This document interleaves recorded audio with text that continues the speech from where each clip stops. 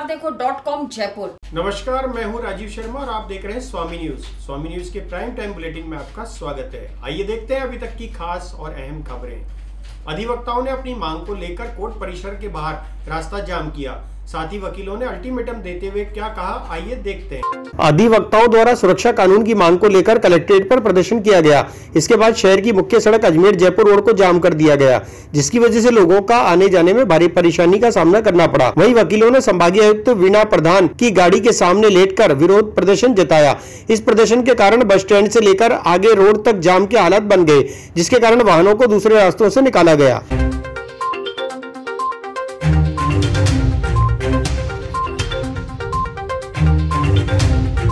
पूरा घटनाक्रम जैसा कि आपको मालूम है, सुबह में एडवोकेट एक प्रोटेक्शन एक के लिए ज्ञापन देने गए थे। कलेक्टर साहब से पहले हमने टाइम लेके 12 बजे का टाइम लेके हम वहाँ गए। कलेक्टर साहब नहीं मिले, बोले BC के अंदर है, 5 मिनट में आ रहे हैं। ठीक है, हमारे सीनियर अधिवक्ता गए, साहब 2 मिनट के लिए आप हमारा ज्ञापन ले लो, नहीं बता रहे। ठीक, आधा घंटा हमने इंतजार किया, धूप के अंदर वकील परेशान हुए। कलेक्टर साहब को कोई ध्यान नहीं दिया। यहाँ आके फिर हमें मजबूर रास्ता रोकना पड़ा। यहाँ आके हमने रिक्वेस्ट किया कि साहब आप यहाँ के ज्ञापन ले लो, बात खत्म हो जाए। कलेक्टर साहब ने अपना ईगो पॉइंट बना लिया। उसके बाद ये प्रसाद मैं कि DC वहाँ आ जाऊँगा, वहाँ भी नहीं आए। तो इतने वकील मजबूर नहीं है, इतना मतलब अजमेर बार गिरी हुई नहीं है। अब अगर वकील साहब वो कलेक्टर साहब का ईगो पॉइंट, अजमेर बार का ईगो पॉइंट है। कल 11 बजे हम जलाउस बोल रहे हैं, जो जलाउस का है वही करेंगे। और कलेक्टर साहब को आना पड़ेगा, या तो कलेक्टर साहब को ज्ञापन लेना पड़ेगा, अजमेर से जाना पड़ेगा। कलेक्टर साहब को ज्ञापन लेना पड़ेगा या अजमेर से जाना पड़ेगा। या मोहन सिंह राठौड़ कह रहा है, चाहे वो गोली चला दे, चाहे डंडा चला दे, कुछ हम खाने के लिए तैयार है। अब हम नहीं चुकेंगे। कल 11 बजे हमने जलाउस बुलाया, जलाउस के अंदर जो कहेगा वही होगा। और होना यही है कि कलेक्टर साहब को आना पड़ेगा, ज्ञापन लेना पड़ेगा या अजमेर से जाना। भारतीय किसान संघ के बैनर तले जिले के किसानों ने अपनी मांगों को लेकर कलेक्ट्रेट पर विरोध प्रदर्शन किया। भारतीय किसान संघ के बैनर तले देश भर में किसानों ने अपनी मांगों को लेकर प्रदर्शन किया। इसी क्रम में जिले के किसानों ने कलेक्ट्रेट पर विरोध प्रदर्शन किया। किसानों ने लाभकारी मूल्य की मांग रखते हुए कहा कि केंद्र सरकार को इस पर तुरंत फैसला लेना चाहिए। किसानों ने चेतावनी देते हुए कहा कि अगर मांगे नहीं मानी गई तो आगे आंदोलन किया जाएगा। किसानों को लाभकारी मूल्य मिले, जो लाभकारी मूल्य नहीं मिलने से आज किसानों की स्थिति दयनीय होती जा रही है। पूंजीपति होते जा रहे हैं। कच्चे माल की आपूर्ति हम कर रहे हैं और उद्योगपति उसी माल का से करोड़पति लखपति हो गए। किसानों के उनका उपज का मूल्य नहीं मिल रहा है। तो हमने भारत सरकार को 31 अगस्त तक का समय दिया था कि 31 अगस्त तक हमारा लाभकारी मूल्य घोषित करे, उसकी संपूर्ण खरीद की गारंटी लेवे। इसके अभाव में भारत सरकार द्वारा इसके ऊपर कोई कदम नहीं उठाने के लिए 8 तारीख को पूरे भारतवर्ष में हर जिला मुख्यालय पर 1 दिवसीय धरना देकर के नहीं मानेगी तो हम आगे की रणनीति तय करेंगे। आज से अगर 10 दिन का समय में उनकी मांगों में हमारी मांगों में अंतर है। पहले उन्हीं संगठनों ने जो 3 कृषि कानून बनाए थे उनका समर्थन किया था, उन्होंने हर्ष जताया था और न मालूम क्या कारण हुए अब वो उनका विरोध कर रहे हैं। हमारा ऐसा नहीं है। हम तो हम सरकार से कह रहे हैं कि हमारी जो पैदा करते हैं कृषि जिन्स, उसकी लागत तैयार करे और लागत के आधार पर 50% मुनाफा देकर के वो मूल्य हमारा निर्धारित करे और उसमें खरीदी। आदर्श नगर थाना क्षेत्र में जमीनी विवाद मामले को लेकर 2 पक्ष आपस में भिड़ गए। दोनों पक्षों ने एक दूसरे पर कुल्हाड़ी, लाठी और पत्थरों से हमला कर दिया। इसमें 5 लोग घायल हो गए। घायलों को JLN अस्पताल में भर्ती कराया गया। आदर्श नगर थाना क्षेत्र में जमीनी विवाद को लेकर 2 पक्षों में झगड़ा हो गया। दोनों पक्षों में कुल्हाड़ी, लाठी और पत्थरों से एक दूसरे पर हमला कर दिया, जिसमें 5 जने घायल हो गए। घायलों को JLN अस्पताल में भर्ती कराया गया। अस्पताल में घायलों का उपचार जारी है। सर, जब है ना हमारा ज़मीन का विवाद है, जिसके अंदर धर्म सिंह ने उसको समझाया, लेकिन वो समझ नहीं रहा है। वो बोल रहा है कि हमारी नौकरी है, वो नौकरी का वो दे रहा है। लोग हमारे को कि तुम क्या कर लोगे, और थाने में बुलाते, थाने नहीं जाता है, सरपंच साहब बुलाते नहीं जाता है। और यहाँ पर आके हमारे से सरपंच साहब के सामने हमारे से लाठीचार्ज करी उसने। और साहब ने 4-5 जने हम घायल हो गए।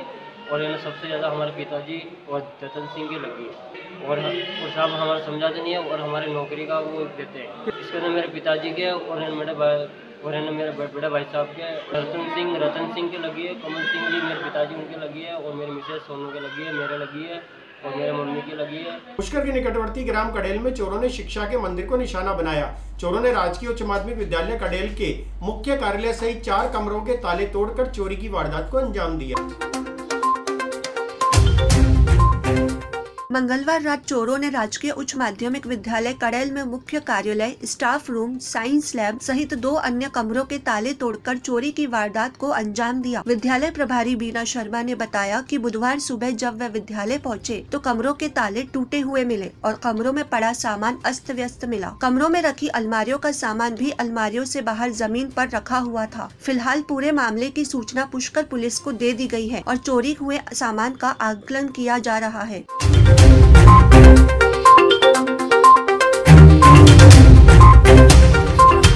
हम सुबह आए तो स्कूल में देखा कि बाबूजी के ऑफिस के ताले टूटे हुए, अलमारियां बिखरी हुई है और स्टाफ रूम, जो गर्ल्स स्टाफ रूम है, उसके एक दरवाजा खुला हुआ था और उसमें भी जो लॉकर है वो बिखरे हुए थे। साइंस लैब जो है उसके ताले पे चोट लगी हुई थी और उसके जो तोड़ने में जो हथौड़ा काम में लिया उसका डंडा यहाँ पड़ा हुआ था।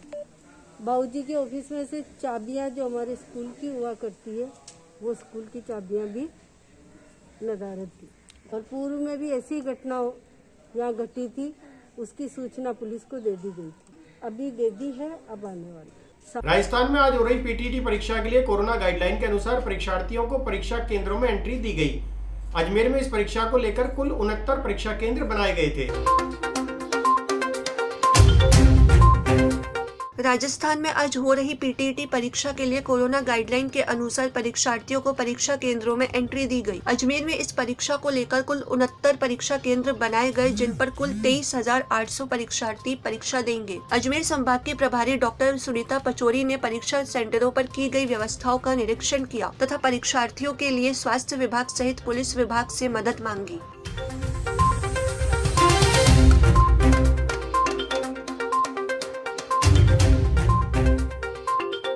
रामगंज थाने में पति ने अपनी पत्नी और पियर पक्ष पर धोखाधड़ी करने का मामला दर्ज कराया।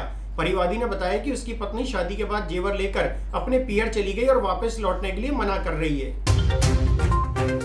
अजमेर के रामगंज थाने में पति ने अपनी पत्नी व पियर पक्ष पर धोखाधड़ी करने का मामला दर्ज कराया। पुलिस ने परिवादी की रिपोर्ट पर मामला दर्ज कर जांच शुरू कर दी है। मामले की जानकारी देते हुए रामगंज थाने के हेड कांस्टेबल मंगल चंद ने बताया कि परिवादी नवदुर्गा कॉलोनी सोमलपुर रोड निवासी ओम प्रकाश दासवानी ने कोर्ट के जरिए इस्तगासा पेश कर थाने में मुकदमा दर्ज कराया।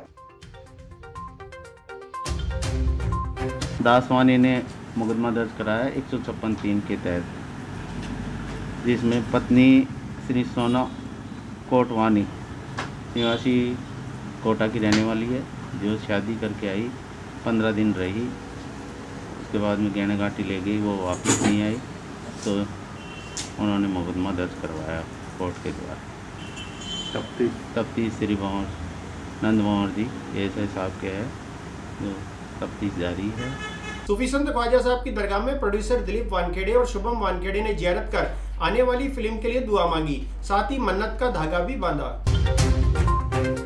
सूफी संत ख्वाजा साहब की दरगाह में प्रोड्यूसर दिलीप वानखेड़े और शुभम वानखेड़े ने आने वाली फिल्म के लिए दुआ मांगी, साथ ही मन्नत का धागा बांधा। प्रोड्यूसर दिलीप ने मीडिया को बताया कि फूफा फिल्म पारिवारिक फिल्म है, इसमें पंकज शर्मा फूफा के रोल में है, हास्य फिल्म है। फिल्म में शादी का पूरा माहौल दिखाया गया है। दरगाह के खादिम सैयद मुनव्वर चिश्ती, सैयद शाहिद हुसैन चिश्ती ने सभी को जियारत कराई और सभी की दस्तारबंदी की, साथ ही आने वाली फिल्म फूफा की कामयाबी की दुआ भी मांगी गई। एक बार नहीं 4 बार आए हमने फिल्म बना रही उसकी मन्नत मांगने के लिए आया हूँ, तो हमें पूरी यूनिट बापा के दरबार पर आ जाएगी। चारों बार हम टीम यहाँ पर आ चुकी है। इसी मेरे बेटे को लॉन्च करूँगा शुभम को बाबा के दरबार पर मन्नत मांग गया। ये सर अभी हम मतलब 2 के बाद चल करेंगे और नए साल में रिलीज हो सेकंड पिक्चर है। मेरी फूफा फिल्म आ रही है, मेरा इस फिल्म में लॉन्च हो रहा है और हमारे बाबा से मुझे प्यार है, तो उनके पास हमारी फिल्म की मन्नत करने के लिए आए हैं ताकि उनका प्यार हमको बरसा, हमको अच्छी तरह बना रहे और हमारी फिल्म को उनके बहुत सी कामयाबी मिले। बस यही मन्नत करने के लिए हम यहाँ पर आए। पंकज त्रिपाठी जी, सचिन दोसांझ, शुभम वानखेड़े एज मैं खुद ही लीड इसमें प्ले कर रहा हूँ, रोल प्ले कर रहा हूँ। ये सब मेन लीड्स है उसके अंदर। तो फिल्मों के अलावा मैं बिजनेस में भी इन्वॉल्व रहता हूँ, रियल इस्टेट में रहता हूँ, फाइनेंस में रहता हूँ। तो बेसिक मेरा जो dream. North western railway employ union के मौद्रीकरण की नीति पर निजीकरण के होने वाले फैसले के विरोध में प्रदर्शन कर चेतावनी दिवस मनाया गया। North western railway employ union और ऑल इंडिया रेलवे फेडरेशन द्वारा मौद्रीकरण की नीति पर रेलवे के निजीकरण के फैसले और रिलीज पर देने के लिए दिए गए बयानों के विरोध में देश भर में चेतावनी दिवस के रूप में मनाया गया। कर्मचारियों ने चेतावनी देते हुए कहा कि अगर सरकार इन समस्याओं पर ध्यान नहीं देती है तो आने वाले समय में रेल का चक्का जाम किया जाएगा। देश की वित्त मंत्री महोदया ने एक भारत देश की जनता को प्रेस कॉन्फ्रेंस के माध्यम से मौद्रीकरण की नीति प्रस्तुत करते हुए भारतीय रेल के निजी के हाथों में सौंपने के लिए, लीज पर देने के लिए और निजी कंपनियों को बेचने का ऐलान जो किया है, उससे देश के तमाम रेल कर्मचारी और देश की आम जनता बहुत आहत है। ऑल इंडिया रेलवे फेडरेशन ने और north western railway employees union ने आज 8 सितंबर को पूरे देश भर में चेतावनी दिवस के रूप में आयोजित करके पूरे देश भर के तमाम जगहों पर इस तरह के विरोध प्रदर्शन और धरना आयोजित करके, रैलियों का आयोजन करके और सरकार को हम चेताने का काम करते हैं कि यदि भारतीय रेल का निजीकरण करना है तो आप मल्टीनेशनल कंपनीज़ को, निजी कंपनीज़ को ये कहिए कि वो अपनी ज़मीन खरीद करके भारतीय रेल के सहारे कोई दूसरी रेल चलाने का काम करें। भारतीय रेल के जो कारखाने हैं उनके बगल में दूसरे कारखाने स्थापित करके फिर मुनाफा कमाने का काम करके दिखाएं तो हम समझें कि ये लोग मुनाफा करने की बात करते हैं या देश के विकास की बात करते हैं। जो भारतीय रेल देश की संपदा है, जो हमारे बहुमूल्य भूमि है, ज़मीन है, उसको खरीदने के लिए इनके मंसूबे जो हैं भारतीय जनता को साफ नज़र आ रहे हैं। ये बनी बनाई जो भारतीय संपदा है, जो पिछले 135 वर्षों में देश के नागरिकों ने इसे तैयार करने का काम किया है, उसे मल्टीनेशनल कंपनीज और निजी कंपनी के हाथों बेच करके जिस तरह से मुनाफा कमाने का ये मंसूबा पाले हुए हैं north western railway employees union और ऑल इंडिया रेलवे फेडरेशन, इनके मंसूबों को कभी पूरा नहीं होने देगा और हम लगातार इस प्रकार के विरोध प्रदर्शन करेंगे। और सरकार के जो वादे हैं, सरकार ने कई बार पार्लियामेंट में कहने का काम किया है, अनेक कार्यक्रमों में कहने का काम किया है कि हम भारतीय रेल का निजीकरण नहीं कर रहे हैं, और उसके बाद मौद्रीकरण के नाम पर जिस तरह से रेलों को बेचने का काम किया जा रहा है, ये हम आम जनता के सामने लेके जाने का काम करेंगे। आम जनता का सहयोग लेकर के इस सरकार का विरोध करने का काम करेंगे और जब तक भारतीय रेल को राष्ट्रीय संपदा बनी रहे ये सुनिश्चित नहीं हो जाता है, तब तक हमारा निरंतर विरोध जारी रहने का काम होगा। पशुपालकों के लिए पशु खरीद और बिक्री के संबंध में मूव फार्म कंपनी ने मीटिंग आयोजित कर पशुपालकों को कंपनी के बारे में जानकारी दी और सोशल मीडिया प्लेटफॉर्म के माध्यम से पशु बिक्री के बारे में समझाया। मूव फार्म कंपनी द्वारा केसरगंज गोयल धर्मशाला में पशुपालकों की बैठक का आयोजन किया गया। बैठक में मूव फार्म कंपनी के प्रतिनिधि ने जानकारी देते हुए बताया कि पशुपालकों के लिए प्रत्येक समस्या के लिए सोशल प्लेटफॉर्म उपलब्ध कराया जा रहा है। इसमें पशु की खरीद बिक्री और पशु के स्वास्थ्य से संबंधित समस्या के निदान के लिए मूव फार्म कंपनी हमेशा तत्पर रहेगी। इस आयोजन में कंपनी के प्रतिनिधि के अलावा उप महापौर नीरज जैन भी उपस्थित रहे।